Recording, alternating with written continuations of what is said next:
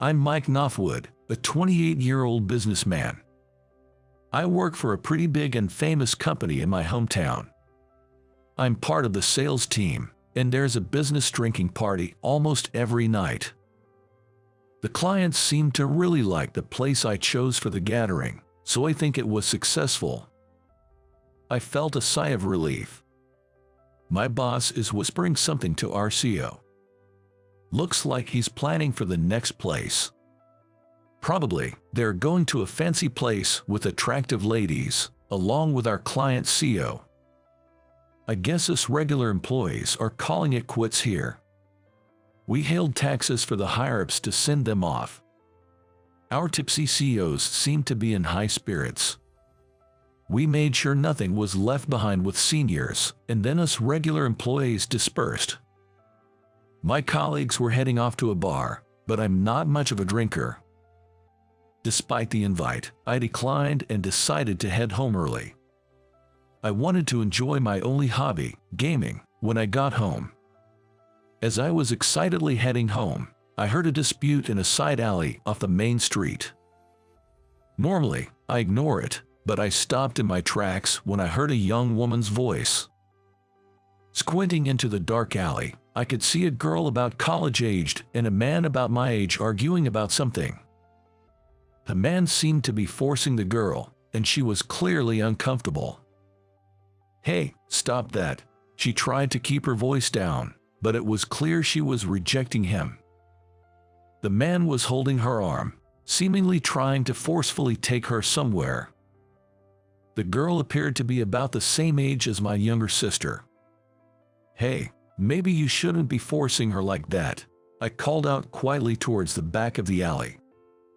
The man turned around and glared at me. From just one glance, I could tell he was wearing a well-tailored suit. His tie is designer-made. His leather shoes are nicely polished. He seems like a rich kid. "Back off, you're out of your league, man." Quite a mouth on him for a privileged kid. Maybe he's a rich brat gone bad. I sigh inwardly. I just wanted to go home and play games. Stepping into the alley, the humidity instantly rises above the level of the main street. It's probably damp air from the air conditioners attached to both sides of the buildings. But she seems uncomfortable, and you're acting like a thug, so I can't just ignore this. While saying that, I nonchalantly grab his hand, shielding the girl behind me. Talking circles around people is something I'm good at. "Hey, Ginny, do you know this guy?" the man yells as he tries to violently grab the shoulder of the girl behind me. I shield her, making sure his hand doesn't reach her.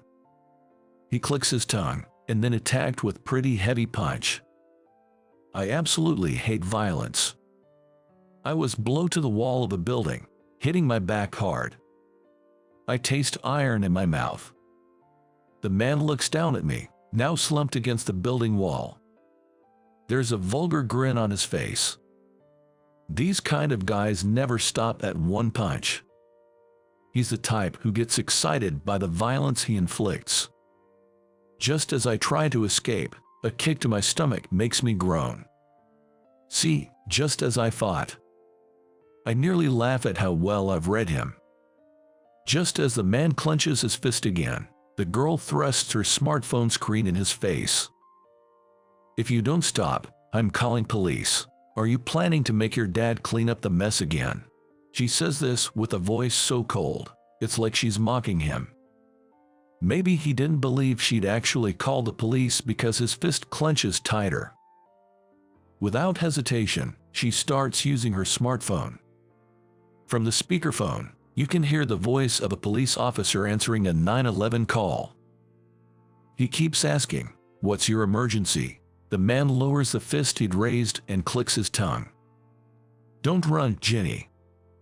The man says this and runs off down the alley. She ends the call only after making sure he's gone. "We should move before the police arrive. You don't want any more trouble, right?" She grabs my arm to help me up, and then lends me her shoulder as I wobble. Her side profile is a real beauty, but with a hint of darkness. A pure yet mysterious beauty. By the time we reach a bench in a park away from the alley, we're both sweating. She made me sit on the bench and buys a couple of bottles of water from a vending machine. She gave me one and uses the other to dampen her handkerchief and gently wipes my face. I rinse my mouth with the water she gave me, but I can still taste iron. It looks like I've cut the inside of my mouth quite a bit.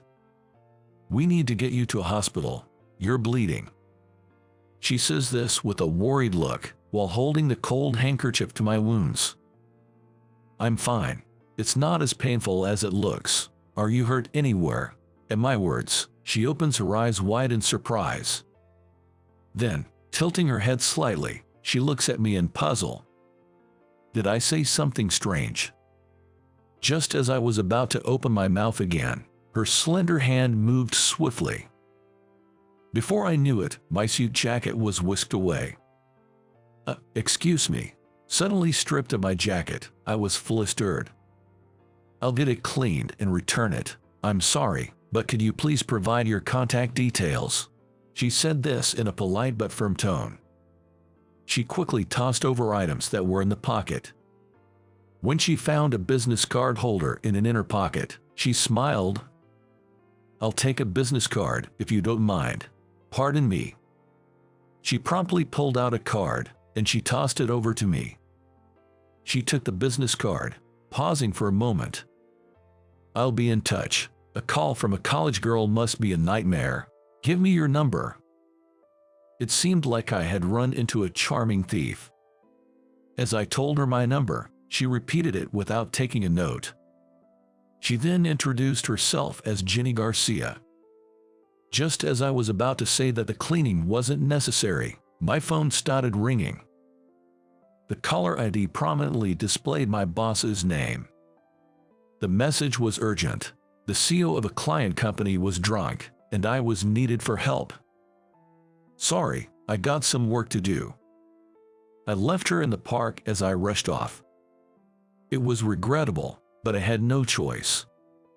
She watched me silently from within the park until I hailed a taxi and got in. A week later, I received a call from the charming thief during my lunch break. She must have timed it to catch me on my break. I didn't recognize the number, but I had a hunch it might be her. The cleaning is done. So when can we meet? I told her I would be free after work tomorrow. I'll send you the meeting place via text. And she hung up the call. The meeting place she texted was a restaurant I'm not familiar with. Her message sighed, as a token of my appreciation, let's have a meal. It's a restaurant picked by a college student, so it probably won't be anything too fancy. I prepared a bit of extra cash in my wallet and headed to the designated restaurant the next day. And now, I'm scared. The restaurant is not for students, and I was led to a private room hidden behind a concealed door. Frozen in place, I was sitting rigidly when she arrived a little late.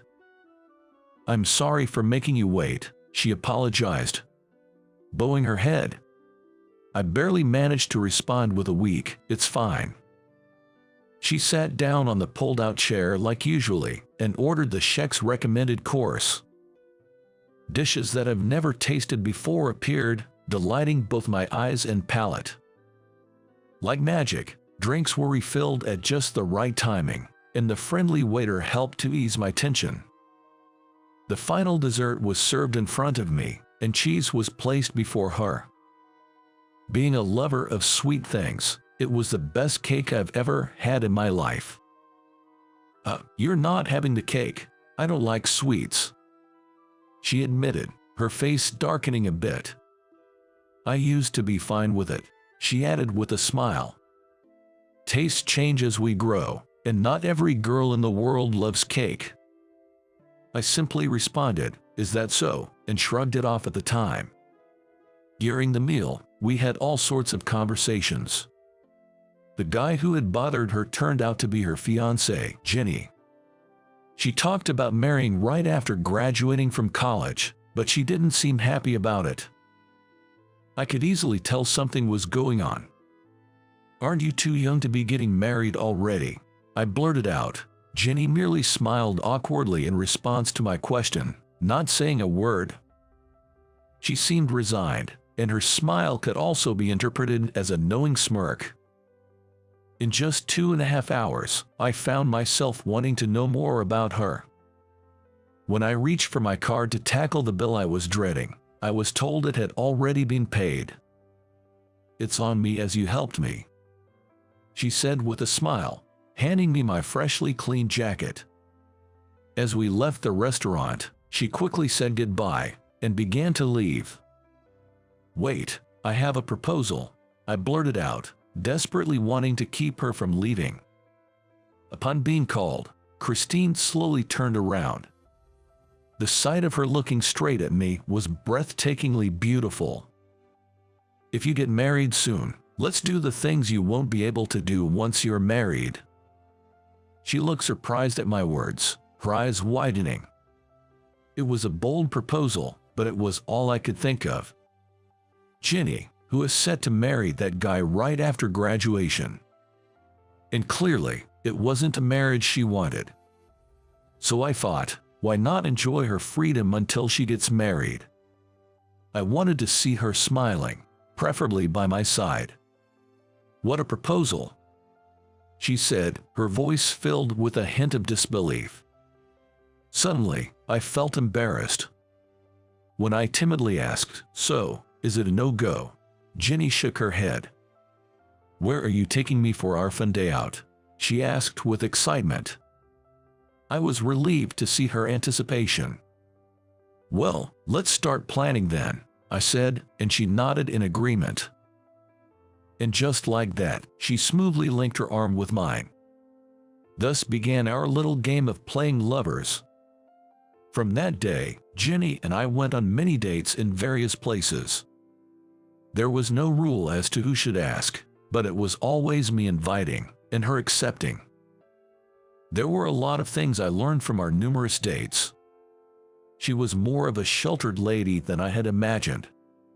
She was too excited with the aquarium, and being childish as she wanted to touch penguins. At the zoo, she fussed about wanting to take home a baby lion. During a horse riding, Jenny, an experienced rider, left me behind and ran into the forest. I remember feeling awkward when she showed up in a summer dress for the county fair. I was forced to buy a cotton candy that was 3 times the size of her face. But she remembered that she hated sweet things, which made me burst into laughter.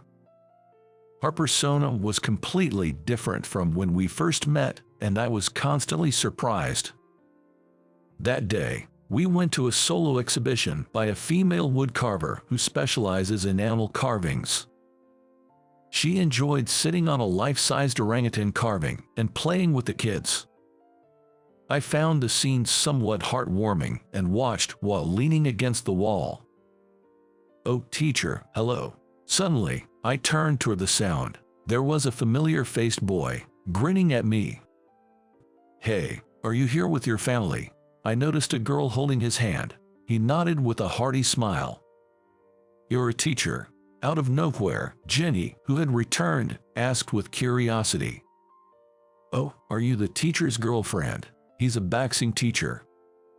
The boy responded clearly to Jenny's question. "In fact, I'm good at boxing, and I teach grade school kids at the gym run by an old college." Jenny stared at me in surprise, learning this new side of me she wasn't aware of. It was quite embarrassing being stared at so intently. Jenny watched the boy energetically say goodbye and run back to his parents. "You could have hit back, but you didn't," she murmured to herself. I knew she was talking about the time when we first met. "Why didn't you hit back?"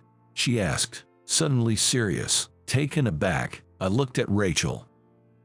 Her face was very serious. "I just don't like hitting people," I confessed. It may have sounded contradictory, but that was how I truly felt. I knew the pain of hitting someone and being hit. That's why I didn't like hitting people. I think this hesitation was the reason I was always the runner-up. During my school days, I was a runner-up in every competition. I could never fully commit to winning. Every time I came in second place, I felt sorry for my family, who was cheering for me. Would you say the same thing even when you absolutely need to hit back? She asked in a cold voice, reminding me of when we first met. I felt a chasm between Jenny and me, unbridgeable. As if we were standing on opposite cliffs overlooking a deep valley. I couldn't answer her question. Ever since our date at the art show, I had lost contact with Jenny, and a week had passed. There was no response to my calls or emails. She used to pick up on the first ring. I was worried that something might have happened. Perhaps I had been written off because I couldn't answer her question at the time. I was anxious to see her again. Just as I was about to try to contact her again, a colleague called out to me. He delivered a message that the director wanted me in his office. I hadn't made any mistakes at work. I put on the jacket I had taken off and knocked on the door to the boss's office. I was told in a low voice to come in. In the boss's office were the boss and the director, and the CEO of a client company. And one more person, the man who had been bothering Jenny, was sitting back on the sofa. "I'm disappointed in you, trying to steal my nephew's fiancée." So, the man who was bothering Jenny was the boss's nephew. The client company's CEO also looked stern. As I stood there dumbfounded, the boss explained. Jenny was the daughter of a client company's CEO and the boss's nephew's fiancée. He emphasized that their marriage was necessary to strengthen the partnership. It seems like they were insisting on a marriage to expand their companies. I was taken aback, wondering what they were talking about. So, in short, the CEO's nephew desperately wants her and he got the company involved, right? The truth just slipped out of my mouth. I felt the temperature in the CEO's office rise dramatically. The CEO of our client company was a person of not no great reputation. I heard that originally, the current CEO's brother was the CEO, but he was kicked out and the current CEO took his seat.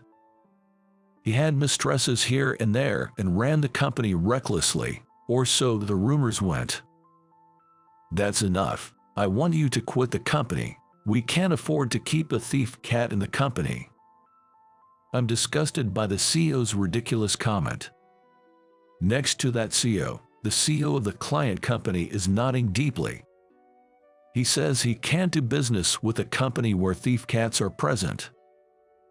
Personal life and work are separate matters.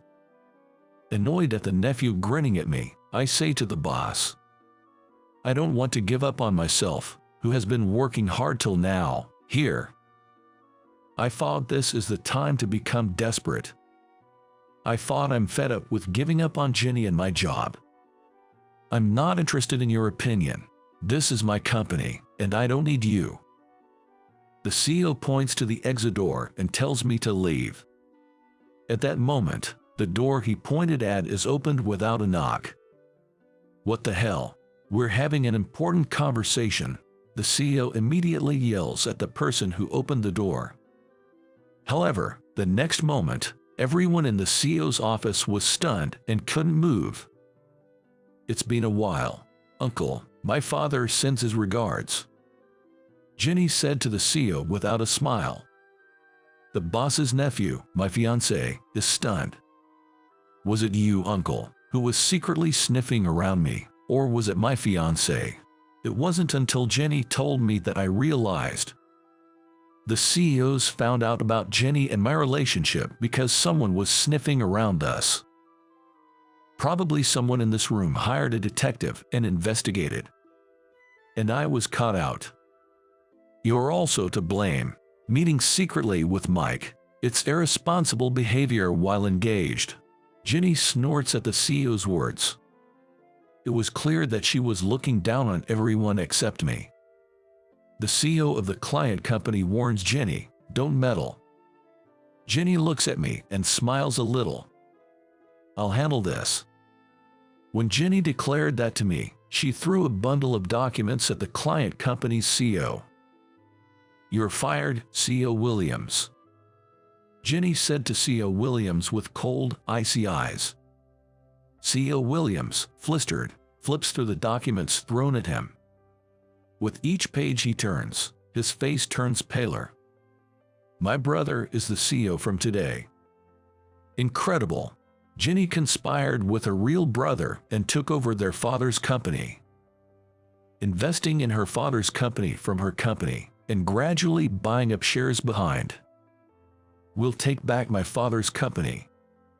Jenny glanced at her fiancé, who was totally in shock, and thrust documents at him too. The words compensation were written. "I'll claim damages for all the mental distress you've caused," Jenny informs her fiancé. Then her gaze shifts to our company CEO. He flinches slightly. "Mr. Mike, I will poach you for our company, and brace yourself, I will bring down this place too." Jenny says, her mouth the only part of her that's smiling, her eyes are not. "Is this your idea of revenge?"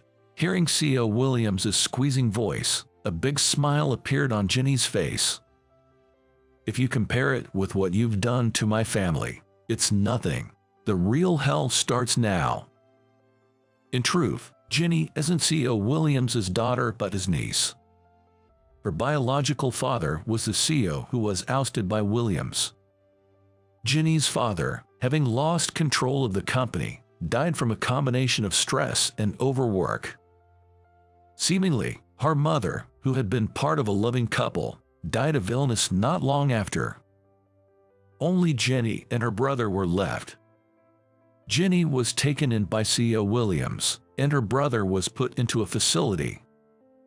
It's likely adopted Jenny because he thought she could be a useful pawn in the future. He probably never imagined that she would turn on him. Jenny had been patiently waiting for a moment of revenge. As CEO Williams collapses in defeat, Jenny looks at him once, then extends a hand to me.